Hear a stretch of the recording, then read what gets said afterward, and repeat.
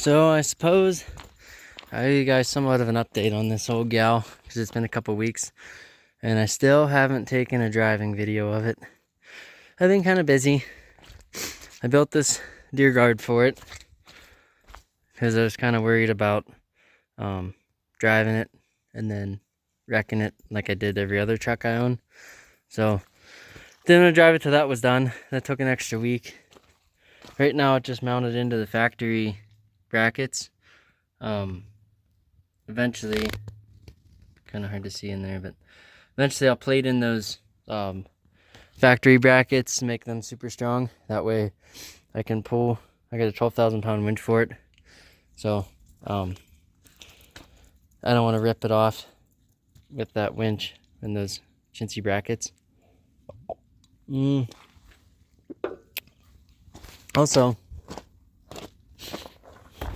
it's still not really disengaging very well. It's drivable and I enjoy driving it. It runs really good, but you got to work fourth to second to get it to go into gear, which is kind of annoying. So I got 400 miles on the truck as of today, and maybe a little bit more, not sure. It's gonna go on a road trip this weekend. I did find a factory intake for it, and it is not in factory installed. So this week's project, probably tomorrow, is going to be pull that off, build a mount for the box, install the box good and proper, maybe straight, and then that'll be set. It does rub the hood a little bit, so I got to address that. Whack that with a hammer and clearance it, because that's what you do at the end of a project. Instead of try to make it right, you just make it. Also, the pulleys are pretty squeaky, so I got 2 new thermostats. I think they're AC Delcos, and a belt, the 2 idler pulleys, and a tensioner pulley. So we're gonna swap all those out. The truck doesn't get up to temp; it stays right about 150, 160. So be nice to actually let it get above that. It looks like in the tuning, it needs to see at least 165 before it goes into operating temp mode. So I think then it'll idle a little bit quieter and do everything it's supposed to do. Also, there's some stuff in there about idle mode and driving mode, and it takes the vehicle speed reference to determine whether you're idling or driving. So I'm gonna tap off of my, let me go, hang on a sec. This ought to be a little easier to see. Back in this corner here, well, maybe not. I don't have a light, but I see the twisted pair coming up from the vehicle speed sensor. So I'll probably just solder sleeve from there, bring it over, tap it into the computer, and snake it through the harnesses to make it look like I didn't forget to do that. And then that'll also help out with cruise control, because I think the speed is determined for whether or not you can enable cruise control. And I'll actually have a truck with cruise control. That'll be the first time this thing's had it since like 2016. It'd be kind of cool. Also this weekend, I think I'm gonna pull the fender wells back out of it and inspect down in this mess and make sure nothing's rubbing. I did put a piece of rubber underneath this rad hose because my little hood there was pretty sharp, and hopefully that doesn't rub through. It's super glued, well, Gorilla Tape down to here. So that needs wrapped up. This is still a mess. I think it's just going to be a mess. It doesn't really interfere with much, so I suppose it's okay. I checked. My clutch is not leaking, which is really nice. I haven't lost any fluid on it. So other than that, I'm just happy it's over. It did start smoking a lot, though. I don't know, Sunday? I drove it down the mountain, and it was just a blue cloud the whole way down the hill. But as soon as it warmed up a little bit and hit the bottom, it quit smoking. And then tonight I noticed coming across the property, it started smoking. It's right about 30 something out, so it could just be cold. We're gonna let it ride. I just gave it a quart of ATF, so hopefully It's not, what do you call it? Injectors. Dude told me it had 130,000 miles on it, so I didn't warrant changing them when it was out, and hopefully it doesn't have to come back out, because I don't think I'm going to attempt those in the truck. That would kind of suck a little bit on this one. I guess it wouldn't suck that bad, but it wouldn't suck that good. So then hydraulic shop, get some AC lines made. I'm just going to buy a new pump because that one's full of dirt, and I'll buy a new accumulator, condenser, and lines for both trucks. And then the shop said that they can make the new lines. That one's got a really bad oil cooler leak, so I'm gonna have them make it first for that, make sure I like it before I have them do my air conditioning system. So yeah, I don't know when I'll get to putting this video. Well, I'll put this video up quick, but then to do another video of finishing up and driving it, I don't know when that's gonna happen. Now that I have a lot of time on my hands, I don't have any time on my hands, so I just spend a lot of time working on everything else. But while we're here, might as well hear it start. I just ran it so it's not cold, but I'll show you what I mean about the gear shifter issue that we got. So there's some light in here. If I put the clutch in and then come over here gently, it just barely drags. But then from reverse, because if I just go fast, you can't even hardly tell. Now you can hit fourth, second, first, or if you're in neutral. See, now it's not even dragging, I don't think. No. So now you can go fourth to second, and you're good to go. If I let the clutch back out, back in, yeah, it's just barely spinning. So you can almost hit first sometimes. Not that you need first. A lot of times I'll just hit the clutch and roll into it and it'll go. So not the worst thing in the world, but kind of annoying. I'm sure it'll destroy my synchro sometime, but for right now we're just gonna keep pretending that it'll loosen up on its own. Oh, let me turn my lights out. So that's all. Like I said, I don't know when I'll get the rest of this stuff out, but I'll try to get it done this weekend.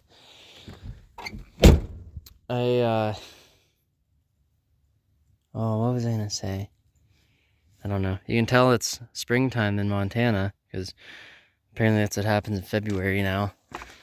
I put this thing on Sunday, and it looked like that the first trip down the hill. So I wasn't super concerned about the paint job anymore. Let me figure out what I was gonna say, and then I'll let you know, and then I'll post this. Oh yeah, now I remember. I learned a handful of things during this process. I didn't actually watch any of the YouTube videos on YouTube until like, I don't know, 3 weeks ago. And I learned that it was terrible video quality. And I think that's due to the free video editor I have on my cell phone. So I suppose if I'm going to go forward with being a big bad content creator, I guess I need to figure that part out. But in the meantime, you guys are going to keep getting shit quality videos, especially about how to rewire a Detroit, because that's next. So yeah, without further ado, hopefully, I don't know, I'll talk to you next update, or whatever the hell you're supposed to say at the end of a video. Well, dudes, I got about 1,000 miles on this swap, and gotta say, couldn't be happier. As promised, I still haven't taken a driving video of it, so that's kind of cool. We're getting there. It is that time of year where everything is just absolutely covered in mud. So that's super fun. This weekend, I'm just taking her down. I'm gonna pull the inner fenders out of both sides, inspect everything, make sure none of my intercooler piping and hoses are rubbing, just so that, you know, I don't have a electrical or hydraulic leak down the road. What else did I say? Oh, the belt. I changed the belt, the pulleys, and the tensioner pulley, all without having to do any major work. I just pulled the fan shroud off, and that all came right out. I got my factory air box installed. It just self-tapered to a battery tray. It's kind of hard to see right now because we're sitting up on jack stands in the sky. But I did have to make an adjustment to the hood to clear it, and it looks like it might still be rubbing. I haven't looked at it too closely. That might be leftover rubbing, not sure, but may have to beat that in just a hair more. Not a big deal, but figured it was easier than trying to cut it out. Transmission's still being finicky sometimes. If you first start it up, it doesn't want to go into gear, but it's slowly getting better. Next month I'll probably work on the air conditioning. I'm just going to throw that pump away since it's had the lines open all this time, and I didn't do anything about it when I first took it apart, so it is what it is. Other than that, pretty stoked. Got to make some adjustments to the hole for my leads before I put my winch in, so that's on the docket. We'll see if I get to that in the next 5 months. But more importantly, LED pods are going on. I don't know if that's today or not, but you can see how good of a painter I am by all my nice paint coming right off. This stuff said it adhered to metal, but clearly you had to prime it first, so I'll probably just let it rust really bad and then take it off, get it sandblasted, and paint it again. So, oh well. That's all. Just wanted to throw a couple updates out there, and I'll let you know if I find anything when I get the fenders off. This is just going to be so much fun to work with because of all the shit slung everywhere. I was going to try to put it off a little bit longer, but I feel like it's probably necessary to do just because I tucked all this stuff in here, and I want to make sure that I don't get a hole in anything because that gets expensive. Alright, that's all. Alright guys, so this will be my drive with you in tow. I'll do my best to try to shift and steer at the same time.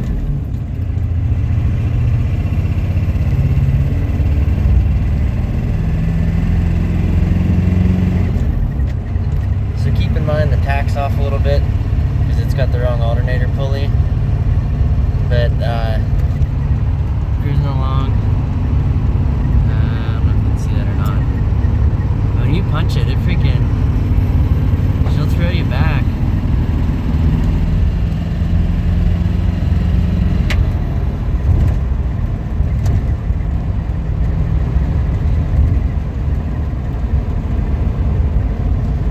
It's super quiet in here. It's really nice. The 6.5 had a lot of intake drone and would just rattle your ears at 65. But yeah, we'll take her down to 40 and I'll floor it.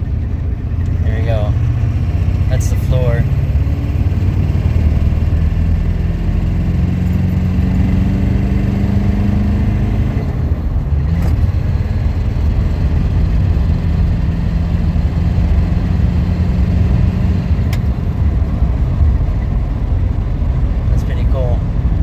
Would never do that. You hit 5th gear and it would just dog.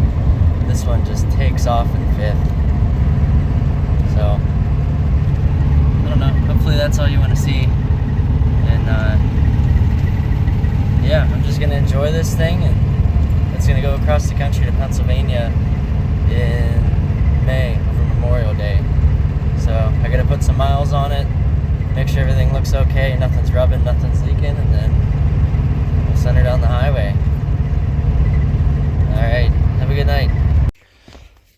Alright dudes, it has been a hot minute since I've taken a video, and I just thought that maybe now's an appropriate time to do this, because I'm closing in on finishing up, and I kicked that guy over the other day and lost him. So, anyhow, today we are doing cruise control and air conditioning. So, this kind of sucks a lot, but it is what it is. I've learned that you can buy a 98 compressor and it bolts right onto the Duramax. So I bought this guy off Rock Auto. It's a sand-in, US made, and it's actually the same compressor that comes on the 01 Duramaxes. So I think it's a better one than the 90s that have a couple, like the three-bodied compressors that always leak at the seams. So here's the hoping that that guy works okay. This is the same belt. I am having issues with my belt. We'll get to that in a little bit. But I got 98 lines. This truck was originally a 95. So the air dryer is a little different. Hang on, let me find that and I'll show you what I'm talking about. Alright, so here's the 95 air dryer. Because the old AC compressor was the pancake one over here, the line came out of the dryer straight to the compressor. So this dryer is straight through, whereas the 98 dryer, come on, stay there. There you go. Is not. So I had to update that, which isn't a big deal. It's going to get replaced anyhow with how nasty that thing is inside. The old AC compressor kind of took a poop and dumped everything. But this line here is the 98. It came straight across and then rolled over. So I've been just hand bending it to make it fit. And now it just misses my oil fill. It just misses the alternator. And then it sits, I'm going to probably strap it to the shroud here so that it's not dancing around all the time. And we just missed that thing, and it circles around and comes right into through the core support. I think I drilled this hole out back whenever I cut the core support out for the intercooler, because the old lines came through here. So naturally this needed bent. I had to open up that 90 a little bit, and I opened that 90 up a little bit. Same thing with this line. It was just a short little jog here, so I took that bend out, added this bend, put a kick in it, and then I straightened it out, but it's not long enough to reach the evaporator back there. So enter plan B. I got this guy, 3/8 brake line. It's copper nickel. So I'm gonna cut a 6-inch little chunker here, cut that thing in half, and then I think I'm just gonna run compression fittings, because I don't know, it's either that or flare it, but I think a compression fitting is gonna be easier to do. And I don't know, I have bad luck with flares not working, so we'll see how that works out. So yeah, kind of a lot of messing around trying to make this stuff look somewhat presentable, but hey, if we have air conditioning, that's more valuable than presentable. So as long as that that dude does not contact the hood, we'll be okay. And I don't think it will, because the intake sits a lot higher than that. I want to take you to plan A though, just in case if you're not stupid. I'm stupid and left the lines off the 03 compressor. So I didn't want to use it because it's full of dirt. So this was plan A though. I went to the hydraulic shop and they were able to cut the line and crimp a JIC on it. So I have the 03 on this end, a JIC fitting, a nipple to another female JIC, and then the 95 line. So I did that with both the high pressure side and the suction side, and I made this long enough so that that could reach the condenser still. But the downfall to this is that you only get your high pressure port, so, or low pressure. You can charge it, but you can't discharge it ever. I wasn't that concerned about it, but if you ever wanted to follow EPA guidelines, you probably have to, you know. So, yeah, I just thought I'd show you that's a viable option if you have a good compressor and you don't fill it up with dirt and your lines aren't shitty. I think I probably could have bought new lines, but they do sell flush kits at the auto parts. So I was going to flush them out and run them, but, you know, live and learn. That cost about $75 to get those made. And then, of course, the new lines are ridiculous. That's at least the genuine GM. Still Chinese, but GM genuine off Rock Auto. Through and through, I think I'm $300 or $500 into air conditioning with a new condenser, new lines, new dryer, orifice tube, and compressor. I left the evaporator go because, well, you know how that goes to try to get those out. I flushed it out with the flush kit too, so it should be relatively clean. So we're gonna add some oil and then let her go. As for cruise control, I got this side of the truck all torn down because I gotta access my, so this kind of sucks a little bit. To get to my ECM, you gotta pull the fucking, what do you call this thing? What's your washer fluid out of the way, and then I can get to my connector.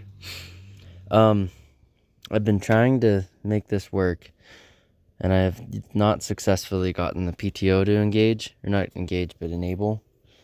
So I think the next thing I have to do is just hook up my vehicle speed sensor. The computer must have a detect on it and notice that it's open. So, I don't know. That's in the works. I might just hook everything up and roll the dice on it. If it works, it works. If it doesn't, it doesn't. But cruise control would be a nice feature. So, could have done that, you know, last year when I was wiring the thing, but instead I'd rather do it the hard way and trial and error. So, step 1, get the AC finished. Step 2, hook all this crap up and see what happens. So, I gotta run to town and get a bunch of fittings and, not fittings, but I need a high pressure cutout. I need a compressor oil and probably R134 and some compression fittings. I did read the GM book, and it says for this guy, you add, I think it was an ounce of oil. So we'll just dump an ounce of oil right into the bottom of the condenser. The evaporator I flushed, so I was going to give it a ½ ounce, and then the air dryer needs an ounce. So you can either fill it all through the compressor, or you can dump it into each device and roll with it. They said not to add more than 5 ounces, and the compressor comes pre-charged with 3.5 or something. So, yeah, we'll see what happens. Hopefully it works. Check back in a little bit, and then I'll try to get one last video uploaded of everything working. I did check. Those lines do clear the headlight. So when I stick my bucket back on there, works out. So I got to put some sort of grommeting on them so that they don't wear through, but we'll get there. So plan B on this guy, this is my hard line that goes from the evaporator to the condenser. I had to stretch him a little bit because the having to move that hole on the core support, it didn't quite make it to the firewall. So I got 3/8 compression and a piece of 3/8 copper nickel line. I just picked the straightest spot to splice it in at, and I think that's going to be strong enough not to come flying out of there at 300 psi or whatever AC systems run. I'll let you know. You'll be the second one to know if it's a problem. So I'm going to go get this thing assembled, and then we'll hopefully have this truck back together this afternoon.